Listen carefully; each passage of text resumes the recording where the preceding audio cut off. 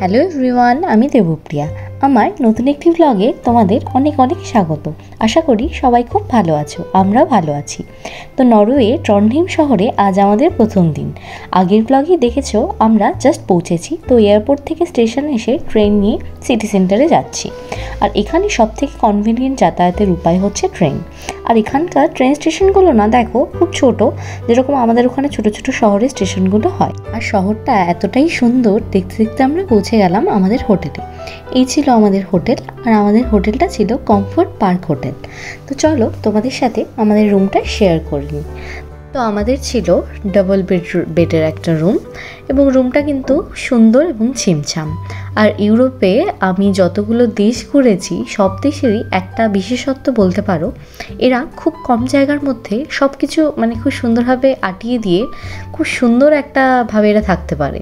আসলে এরা ভীষণ মিনিমালিস্টিক, কম জিনিসে কিভাবে সুন্দরভাবে থাকতে হয় এদের কাছে কিন্তু আমি এটা এখানে এসে শিখেছি। তো এই ছিল আমার রুমের ভিউ। আর রুমটা যেহেতু রাস্তার ওপরে, তো একদম জানলা খুললেই কিন্তু রাস্তা দেখা যাচ্ছে। আর তোমাদের যেটা বলেছিলাম, নরওয়ে হচ্ছে নিশীথ সূর্যের দেশ। তো এখানে কিন্তু কখনোই সূর্য অস্ত যায় না, খালি রাত্রিবেলা মাঝে 1-2 ঘন্টা সূর্যাস্ত থাকে, বাকি সময় সবসময় কিন্তু এরকম দিনের আলো বর্তমান। তো তোমাদের সাথে কিন্তু আজকে শেয়ার করব রাত্রিবেলাও কীরকমভাবে সূর্যের আলো বর্তমান। আর এইটা ছিল আমাদের রুমের বাথরুমটাও কিন্তু ছোট, কিন্তু খুব সুন্দর ছিল, পরিষ্কার ছিমছাম। তো চলো এবার আমি ফ্রেশ হয়ে বেরিয়ে যাব, কারণ আমরা কিন্তু রাত্রিবেলা পৌঁছেছিলাম। এই সময়টা দেখে বুঝতে পারবে না, কিন্তু তখন ছিল সময় 8:30। তো তারপরে দেখো আমি সুন্দরভাবে ফ্রেশ হয়ে রেডি হয়ে নিয়েছি, এবার বেরিয়ে যাওয়ার পালা। আমরা যে জার্নি করছিলাম সেই জামা কাপড়ই ছিল, তো এসে সব স্নান করে ফ্রেশ হয়ে সুন্দরভাবে রেডি হয়ে নিয়েছি। তো আমরা দুজন এখন রাত্রিবেলা ডিনার করতে বেরোবো। তো খুব সম্ভবত একটা পিজেরিয়া দেখেছি, পিজা শপ, ওখানে যাচ্ছি। আর একটু টুকটাক আশেপাশে এক্সপ্লোর করব, কারণ বৃষ্টি এখানে হয়েই যাচ্ছে, আর এটা হচ্ছে বৃষ্টিরই জায়গা। মাঝখানে বোধহয় একদিন আমরা ওয়েদার দেখলাম যে বৃষ্টি থাকবে না। তো লেটস সি কি হয়। তো আজকে চলো তোমাদের সাথে শেয়ার করব কি খাচ্ছি এবং এখানকার রাস্তাঘাট কিরকম। Let's go. যেরকমটা বললাম, আমরা কিন্তু যেখানেই যে দেশেই যাই সেখানকার কিউজিনগুলো ট্রাই করতে আমরা খুব পছন্দ করি। তবে আজকে পিজেরিয়া যেটা দেখেছি সেটাই যাওয়ার কারণ, আজকে জাস্ট নেমেছি, আর নেমেই কোনো কিছু ট্রাই করা কি নতুন স্বাদ নেওয়া। তো আজকে সেটার ইচ্ছে নেই। আজকে যেটা নর্মাল পিজার টেস্ট সেটা কম বেশি সবসময় তো আমরা একই হয়, তো ওই জন্য আমরা একটা ইটালিয়ান পিজা শপ দেখেছি। তো চলো সেখানে যাওয়া যাক। আর যাওয়ার আগে তোমাদের সাথে কিন্তু রাস্তাটাও শেয়ার করতে করতে যাব, কারণ আমরা যেই পিজা শপটা দেখেছি সেখান থেকে আমাদের হোটেলটা এই ধরো 5 মিনিটের দূরত্ব হেঁটে, তো খুবই কাছে। তো চলো হাঁটতে হাঁটতে তোমাদের সাথে এখানকার কিছু সুন্দর দৃশ্য শেয়ার করি। আর এই যে বলেছিলাম আমাদের হোটেলটার নাম কমফোর্ট হোটেল পার্ক, তো এই ছিল আমাদের হোটেলের বাইরেটা, এবং হোটেলের দুপাশেই খুব সুন্দর কিন্তু বাগান ছিল, সেটা আমি পরের ব্লগে তোমাদের সাথে শেয়ার করেছি। তো চলো, আর এখানে দেখো বাসগুলো না সবুজ রঙের হয়, যেরকম স্পেনে কিন্তু আমাদের লাল রঙের আছে, আর সবুজ রঙের যেগুলো বাস আছে সেগুলো হচ্ছে ইলেকট্রিক বাস, বাট এখানে সব বাসই কিন্তু এই ধরনের। আর দেখো এই রাস্তায় গাড়ি কিন্তু প্রচুর দেখতে পাচ্ছ, কারণ লোকজন যেহেতু বৃষ্টি বেশি হয়ে থাকে এবং শীতকালে কিন্তু খুবই বরফ পড়ে, তো এই জন্য লোকজন কিন্তু সবসময় গাড়ি বাস এইসব ইউজ করে। লোক দেখতেই পাচ্ছ যে পায়ে হাঁটা লোকের সংখ্যা কিন্তু খুব কম, যেটা স্পেনে কিন্তু প্রচুর। আর বাইরে এখানে যেহেতু বৃষ্টির দেশ, বাইরে দেখো ক্যাফে কালচারটা ওভাবে নেই, সব কিছু রেস্টুরেন্ট ভিতরে। তো এটাও কিন্তু একটা অন্যরকম স্পেনের তুলনায়। আসলে ইউরোপে কিছু কিছু দেশ খুব সিমিলার, যেরকম স্পেন ইটালি অনেকটা একই, কিন্তু এই যে নরওয়ে নর্ডিক যে কান্ট্রিগুলো আছে সব কিন্তু খুব আলাদা। তো তার মধ্যে নরওয়ে একটা। তো আমরা কথা বলতে বলতে চলো জল কিনে নিই, কারণ আমরা এসে যাওয়ার পরে জানতাম না যে এখানে ট্যাপ ওয়াটারটা খুব স্বচ্ছ, পরে জেনেছি। তখন যখন জানতাম না, আমাদের একটা জলের খুব দরকার ছিল, তো আমরা জল কিনতে গেছিলাম, এবং জলটা কিনতে গিয়ে জানতে পারি এই যে এখানে ছিল ছেলেটা, সেই বলছিল যে তোমরা কি জল কিনতে এসছো, খুব অবাক হয়ে গেছিলো। তারপরে ও বললো যে এখানে আমরা ট্যাপ ওয়াটারই খাই, তো তোমরা জল কি তাও কিনবে? আমরা বললাম যে এসছি যখন একটা বোতল নিয়েই নিই। আর এখানে কিন্তু নর্মাল জল, তারপরে হচ্ছে স্প্রিঙ্কল ওয়াটার অনেক রকম থাকে, তাই আমাদের ও দেখে দিচ্ছিল যাতে স্প্রিঙ্কল ওয়াটার না নিয়ে নিই আমরা। তো তারপর আমরা একটা জল নিয়ে চলে গেলাম।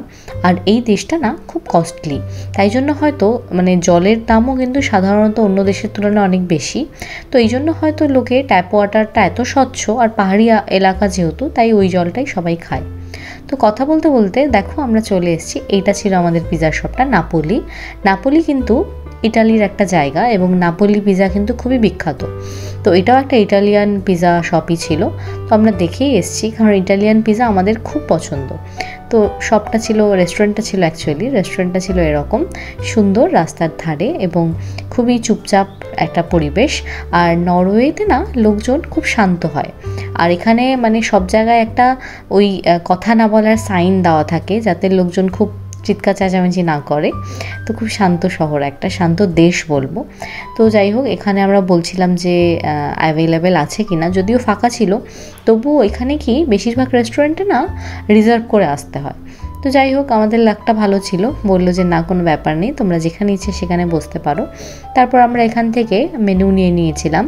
আর এখানে হচ্ছে 2 রকম মেনু ছিল, ইংলিশ মেনু আর একটা ওদের ভাষার। তো আমরা অবশ্যই ইংলিশটা নিয়েছিলাম, আর খুব ভালো ছিল ওয়েটার, তো সে আমাদের বললো এখানে বসতে পারো।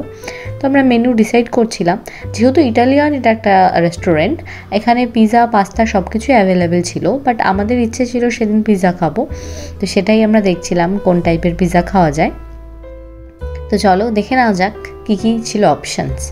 তো এখানে দেখলাম যে নাপোলি পিৎজা নাম হলেও নাপোলির সাথে অনেক রকম ইটালিয়ান আইটেমই ছিল পিৎজার। তো আমরা দেখে দেখে খুঁজলাম যে কোনটা খাওয়া যায় এবং কি কি আছে তার মধ্যে টপিংস। তো সেটা দেখে আমরা অর্ডার করে দিয়েছিলাম, আর এই ছিল পিৎজা। তো আমরা কিন্তু জিজ্ঞেস করে নিয়েছিলাম, তো ওরা বলেছিল হ্যাঁ একটা লার্জ সাইজ পিৎজা দুজনের জন্য এনাফ। বাট দেখো এটা কিন্তু অনেকটাই বড় ছিল, কারণ ইটালিয়ানরা না পিৎজা খুব ভালোবাসে, এবং ওরা হচ্ছে এরকম সাইজ দুজনের কাছে কোনো ব্যাপার না। বাট আমরা যেহেতু ভারতীয়, আমাদের কাছে এটা ছিল অনেক বড়। তবুও কিন্তু আমরা পুরোটাই খেয়ে নিয়েছিলাম, কারণ খুবই খিদে পেয়েছিল। আর সলিড ফুড সেরকম একটা আমরা জার্নিতে খুব একটা খাইনি, ওই রোল টাইপেরই কিছু খেয়েছিলাম। তো সেটাই তোমাদের সাথে আমি শেয়ার করছিলাম। আর জানো, যেরকমটা বলেছিলাম যে এখানকার সব কিছুই কিন্তু খুবই কস্টলি, মানে compare to other European country বলো বা অন্য দেশও বলো। তো যাই হোক, তো তোমাদের সেটাই আমি শেয়ার করছিলাম। পিৎজাটা খুবই টেস্টি ছিল, সব কিছু ঠিক ছিল, কিন্তু একটা পিৎজা আমাদের প্রায় 35 ইউরোর মতো পড়েছিল। সেটা তোমরা ইন্টু 90 করলে ইন্ডিয়ান কারেন্সিতে বেরিয়ে যাবে কত। তো মানে এটাই একটু এখানকার ডিসঅ্যাডভান্টেজ বলবো না, বাট এটা হচ্ছে এখানে বলা যেতে পারে হয়তো এখানকার আয় লোকের বেশি, তো তাই জন্য সব কিছুর কষ্ট বেশি, এবং শহরটাকে মেনটেন করার জন্য অনেক কিছু দরকার হয় খরচা। তো সেই হিসেবেই আর কি সব কিছুর প্রাইস নির্ধারণ করা। তো এই দেখো, এটা বিল ছিল 349 KR, সেটা হচ্ছে ক্রোনার, মানে হচ্ছে নরওয়েজিয়ান ক্রোনার। তো যাই হোক, আমরা তারপর খেয়ে আবার একটু সিটিটাকে এক্সপ্লোর করতে বেরিয়ে গেলাম। আর খুব সুন্দর হাওয়া দিচ্ছিল, এবং তখন বৃষ্টিটা একদম ধরে গেছিলো, কারণ আমরা যখন বেরিয়েছিলাম লিটারেলি রেইনকোট পরে বেরোতে হয়েছিল, বাট তখন আর রেইনকোটটা হাতে নিয়ে নিয়েছিলাম, আর খুব সুন্দর একটা হাওয়া দিচ্ছিল। আর এই দেখো, এখানকার যে কিছু কিছু রেস্টুরেন্ট আছে বাইরে আর কি, খুব কম, কিন্তু সেগুলো আবার আলো দিয়ে সাজানো সুন্দরভাবে। তো আমরা তারপর হাঁটতে হাঁটতে চারিদিকটা একটু সুন্দর করে এক্সপ্লোর করছিলাম। এটা হচ্ছে স্কোয়ারে আছি, তাই না? এটা স্কয়ার সেন্টার, হ্যাঁ, এটা একদম সেন্টার এই স্কোয়ারটা। ওটা দেখতে যাও। তো এখন ওখানে একটা ক্যাসেল আছে, ওটা দেখতে যাচ্ছি। So let's go. আর তোমরা কি একটা জিনিস খেয়াল করেছো, এখানে কিন্তু লোকজন কিন্তু খুব কম। মানে সাধারণত তোমরা তো আমার আগের ভিডিওতে স্পেনের ভিডিওগুলোও দেখেছো যে আমরা যখন রাস্তাঘাট দিয়ে হাঁটি, প্রচুর চারিপাশে লোকজন মানে হাসছে, কথা বলছে। এখানে কিন্তু লোকজন ভীষণ কম। তো আমরা যাই হোক হাঁটতে হাঁটতে দুজন মিলে এনজয় করছিলাম, নতুন পরিবেশ, নতুন ধরন সব কিছু। তো চলে এসেছি, এখানে একটা মিউজিয়াম ছিল, কিন্তু আমরা অলরেডি তখন 8:30টায় বেরিয়েছি বাড়ির থেকে। তারপর খেয়ে এখানে ঘুরতে ঘুরতে অলরেডি 10টা বাজে, কারণ তোমাদের কিন্তু সবসময় আমাকে সময়টা বলে দিতে হবে, কারণ আকাশ দেখে তোমরা বুঝতে পারবে না এটা দিন না রাত। তো তখন অলরেডি 10টা বেজে গেছিলো, তো সব কিছুই বন্ধ হয়ে গেছিলো মিউজিয়াম। তো তাই জন্য বাইরে থেকেই দেখেছিলাম। আর এখানে না বিল্ডিংগুলো একটু পুরনো আদলে তৈরি, তো এটা এখানকার বিশেষত্ব। মানে আর ইউরোপ তো আর্কিটেকচারের জন্য বিখ্যাত, সব দেশেই নানা রকম সুন্দর সুন্দর আর্কিটেকচার আছে। তো এই দেশের আর্কিটেকচার হচ্ছে একটু পুরনো। আর এখানে হচ্ছে এই যে দেখো, এটা একটা মিউজিয়াম ছিল যেটা বললাম, কিন্তু দুঃখর বিষয় হচ্ছে এটা বন্ধ ছিল। আর 200 মিটার দূরে আর একটা মিউজিয়াম ছিল।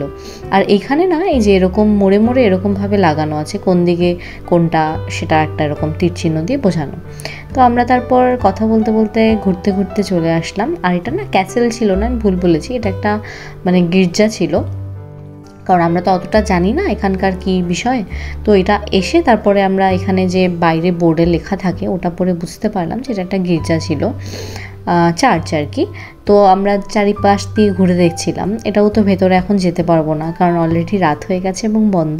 তো আমরা পুরোটা সুন্দর করে একটা বাগানের মতো ছিল, ঘুরে ঘুরে দেখছিলাম। আর এখানকার বললামই যে আর্কিটেকচারগুলো একটু অন্যরকম, এক একটা দেশের এক এক রকম। তো এখানে যেরকম এই নরওয়ের আর্কিটেকচার অনেকটা বেলজিয়ামের সাথে মিল আছে। তো ওই গির্জার পেছনেই আর একটা এরকম একটা কিছু ছিল, এটাও খুব সম্ভবত গির্জারই একটা অংশ। তো এটাও দেখার মতো ছিল। তারপরে দেখে আমরা হাঁটতে হাঁটতে আবার চলে আসলাম আমাদের হোটেলে।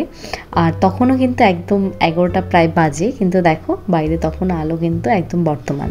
তো তারপরে আমাদের হোটেলের না নিচে লবিতে এরকম কফি মেশিন ছিল। তো এটা হচ্ছে তুমি যখন ইচ্ছে তখন নিতে পারো। তো আমাদের একটা অভ্যেস হয়ে গেছে যে ডিনারের পরে একটা কফি খাওয়ার অভ্যেস, এটা কিন্তু স্প্যানিশদের থেকে আমরা শিখেছি। তো যাই হোক, আমার অতটা তাও হয়নি, অভিজিতের খুবই হয়েছে। তো মেইনলি কফিটা অভিজিতের জন্যই নিয়েছিলাম। তারপরে আমরা এখানে সোফায় বসে দুজনে একটু কফিটা এনজয় করলাম, মানে ওই খেয়েছে, আমি জাস্ট ওকে সঙ্গ দিয়েছি। তারপরে চলো তোমাদের বললাম যে রাত্রিবেলা কীরকম হয়। এইটা আমি তখন তোমাদের জন্য ভিডিওটা নিয়েছিলাম, তখন ছিল রাত্রি 10টা। এটা আগেই নিয়ে নিয়েছিলাম ভিডিওটা, কারণ আমি তোমাদের দেখাতে চাইছিলাম যে রাত্রিবেলা 9টা 10টায় কীরকম হয় আর 12টা 1টায় কীরকম হয়। তো দেখো এইটা ছিল আবার রাত্রিবেলা, এই 12:30টা, দেখো প্রায় 12:30। তো 12:30টার সময় তখন আলো বিদ্যমান। এখন আমরা ঘরে ঢুকছি। আজকে দিনটা মোটামুটি আসার পর থেকে, দিন বলে না, আসার পর থেকে এরকমভাবেই কাটালাম। ভালো লাগছে, জায়গাটা খুবই সুন্দর। আর এখন আমরা যাব, গিয়ে ফ্রেশ হব। ফ্রেশ হয়েই বেরিয়েছিলাম অ্যাকচুয়ালি, সেরকম একটা ফ্রেশ হওয়ার ব্যাপার নেই, কারণ কালকে সকালবেলা আবার ওর একটা ওয়ার্কশপ আছে, তো সেখানেও যাবে। আর আমি হয়তো পরে ওকে জয়েন করব। তো আজকের ভিডিওটা এই অবধি রাখছি। আমার এই ব্লগটা কীরকম লেগেছে অবশ্যই কিন্তু কমেন্টে লিখে জানিও। আর তোমরা ভালো লাগছে নাকি আমার ব্লগগুলো সেটাও লিখতে ভুলবে না। আর যদি আমার এই ভিডিওটা ভালো লেগে থাকে, please do like, comment, share and subscribe to my YouTube channel. এভাবেই আমাকে ভালোবাসতে থেকো, পাশে থেকো। দেখা হচ্ছে নেক্সট ব্লগে, ইন্টারেস্টিং একটা ব্লগে। ততক্ষণ তোমরা সবাই ভালো থেকো, সুস্থ থেকো। Bye, good night.